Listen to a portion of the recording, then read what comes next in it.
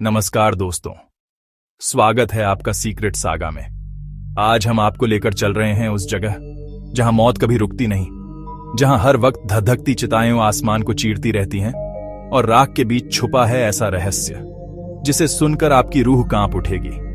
यह है वाराणसी का मणिकर्णिका घाट, जहां जिंदगी और मौत के बीच की पतली दीवार हर पल टूटती रहती है। कहते हैं यहां की आग हजारों सालों से लगातार जल रही है और ये आग सिर्फ शरीर नहीं जलाती, ये आत्माओं को भी अपने में कैद कर लेती है।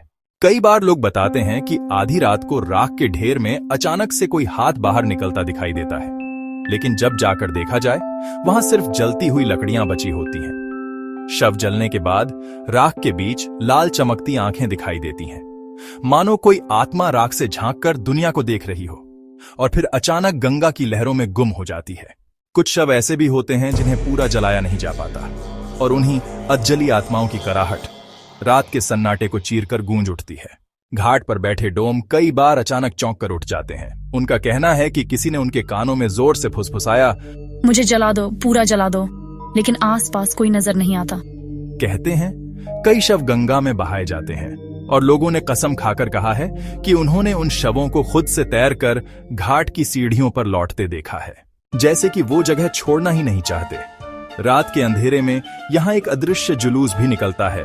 काली धुंध में लिपटे सैकड़ों साए चुपचाप सीढ़ियों से नीचे उतरते हैं और गंगा में समा जाते हैं, लेकिन अगले ही पल घाट फिर खाली नजर आता है। साधुओं का कहना है कि अगर कोई यहाँ देर तक ध्यान लगाए तो उसे कानों में चीखें सुनाई देने लगती हैं, और धीरे धीरे वो आवाजें इंसान के मन पर कब्जा कर लेती हैं। यही वजह है कि कई लोग यहाँ ध्यान करते करते पागल हो गए।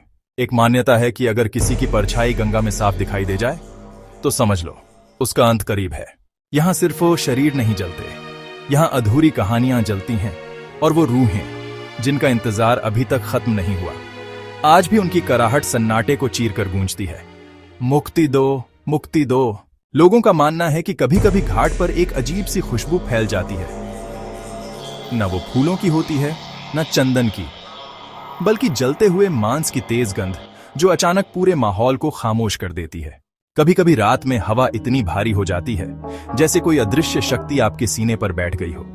सांस लेना मुश्किल हो जाता है, और आंखें बंद करने पर लगता है जैसे सैकड़ों रूहें आपको घूर रही हों। कुछ यात्रियों ने तो यहां तक कहा है कि उन्होंने राख में चलते हुए कदमों के निशान देखे, लेकिन वहां कोई इंसान मौजूद नहीं था। सब कुछ यहीं रह जाएगा, न दौलत, न शोहरत, न हसरत। ऊपर साथ जाएगा तो सिर्फ तुम्हारा कर्म, इसलिए संभल कर जीना, वरना राख में दबकर किसी और की कराह बन जाना पड़ेगा।